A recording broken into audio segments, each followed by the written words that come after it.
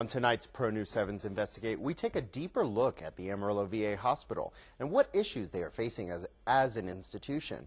While we spoke with several veterans who were very satisfied with their care, we also received documentation from the nurses union about how staffing issues are compromising care. We also sat down with Lina Smith, who believes her husband's life was cut short because he was treated at the Amarillo VA. Lina Smith lost her husband approximately 4 years ago, and he died at the Amarillo VA. After a mistaken diagnosis, they later found out that he had leukemia. I took him back to the VA, to the emergency side, and he never left the hospital. Not alive, anyway.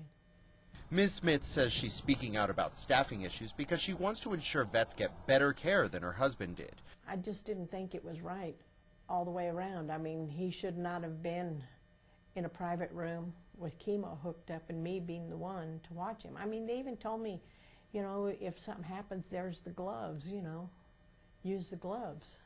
Patient safety is at risk. Quality of care is impossible. These are all quotes taken directly from a grievance by a nurse who was later forced to resign, according to the files provided to Pronews 7 by the local chapter of the National Federation of Federal Employees.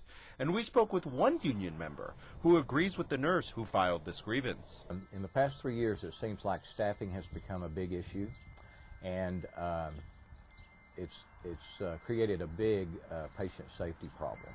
But the VA is a large healthcare complex, and Pronews 7 spoke with 2 veterans who are both disabled by post-traumatic stress disorder and also volunteer at the hospital and are part of a committee to improve mental health among veterans at the regional level. They both say their care at the Amarillo VA has been excellent. I've had excellent care out there.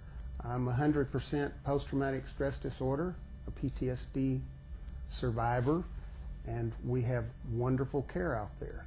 My care has not declined due to whatever troubles nationally have occurred. And any organization, whether it's locally, will always have an issue because even staffing, whether it's at a certain level, you have personalities that are different. Patrick Hutchinson from the Amarillo VA says that staffing issues exist everywhere, but that at the VA, the goal of caring for veterans creates an environment where there are clear objectives. We're unique in that we do have such a clear goal every day that we show up. So when you have such a clear goal, you also can see clearly where you're not meeting that, and that creates transparency. And this mixed feedback that we received from the community reflects the ever-growing complexity of the problems at the VA.